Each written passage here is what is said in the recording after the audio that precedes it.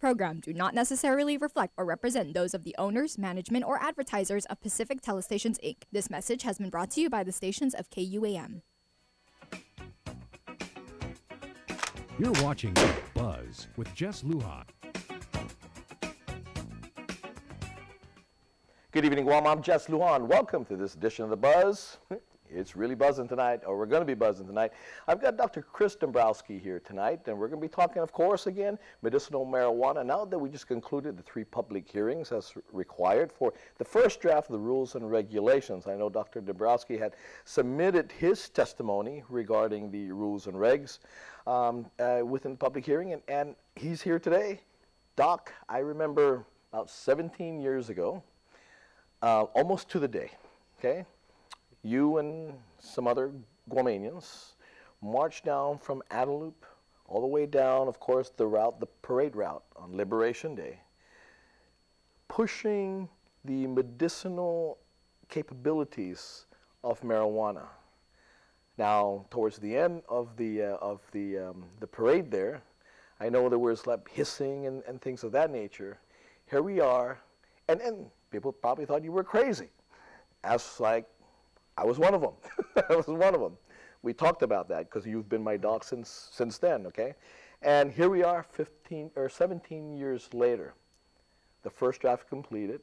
The people of Guam had spoken through direct democracy that they wanted, again, medicinal marijuana. Your thoughts on all this, and as we retrospect, as we look back and think of the craziness that people thought you were. Well, let's go back 43 years ago. Okay. To 1972. Mm-hmm. I was 14 years old, and Richard Nixon commissioned Nixon. This study mm-hmm. called the First Report of the National Commission on Marijuana, 1972, Signal of Misunderstanding or Exercise in Ambiguity. And if I may, I'd like to quote from the New England Journal of Medicine, in which it states, end quote, "In the long run, marijuana legalization appears to hold the greatest promise for effective and intelligent control of marijuana use." 43 years ago. 17 years ago was the Chamorro Association mm-hmm. for the Legalization mm-hmm. of Medical Marijuana, mm-hmm. CALM, mm-hmm. and that's when we walked into parade. Mm-hmm. Mm-hmm. It's frustrating. Mm-hmm. Now, I mean, and again, just a little bit of history on this because, you know, this was the New England Journal of Medicine, right? That brought this out, okay? A document that everybody quotes. A document that's as well quoted whenever medicine is coming about or whatever it may be, okay? Now, but on the other hand, maybe not so much nowadays because of all the states that have legalized medicinal marijuana, but the medical community has been really, again, divided on this. Medical community, again, in conventional and the thoughts of the Richard Nixons and all this, is that there is no evidence, there's no science proof of the medicinal qualities of marijuana. We come to find out that ever since there have been scientific studies going on, and one of the things that prevented a lot of intense studies to really happen in universities because universities relied on a lot of federal grants. And if you were to study, because they designated marijuana as a Schedule I drug, okay? And so if you did, you possibly may lose all federal grants that may come to the university. So that was a stimulus not to do it. Correct.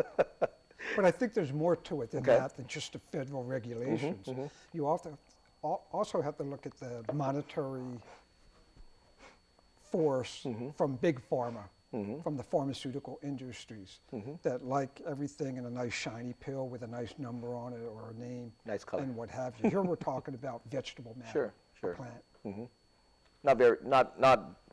Not very pretty looking in this containers. Sterile enough for the average consumer. Let's concentrate now on the rules and regulations on marijuana. Here, medicinal marijuana here for Guam. Now, the people of Guam have spoken in this last election that they wanted the opportunity to be able to again, have the opportunity as an alternative, if they should choose, with their doctor, alongside their doctor, whether or not medicinal marijuana can help whatever ails them between them and their doctor. Now, I know the people of Guam, when they voted for medicinal marijuana. They did not necessarily vote for rules and regulations. Now, when I'm reading the rules and regulations here, and like I said, you've been my doc for over 20 years now. Now, when you and I, when whatever ails me, we talk about a course of treatment. I don't come into your office and say, well, I only treat certain ailments. Now, it's this, this, this, this. I can prescribe medicine for you. There are times that we don't know what really ails me, and you say, let's try this medicine. Do you have any stomach problems? If you are, this may enhance it even more and all that.